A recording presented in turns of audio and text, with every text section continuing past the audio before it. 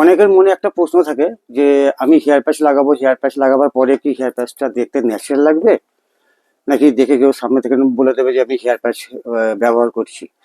তো আমি আপনাদেরকে একটা কথাই বলতে চাই, সেটা হচ্ছে হেয়ার প্যাচ যেটা লাগাবেন, যদি কোনো ভালো কেউ টেকনিশিয়ান, এক্সপিরিয়েন্স ওয়ালা টেকনিশিয়ান, যে এই কাজটা খুব ভালোভাবে বোঝে বা জানে, বিশেষ করে হেয়ার কাটিং যে করবে তার অভিজ্ঞতার উপরে নির্ভর করছে। যদি কেউ ভালো টেকনিশিয়ান, ভালো কাজ জানে, এরকম কোনো যদি টেকনিশিয়ান আপনার হেয়ার প্যাচটা মাথায় লাগিয়ে কাটিং করে, তাহলে আপনার, আমি বলতে পারি যে 100% ন্যাচারাল দেখতে লাগবে।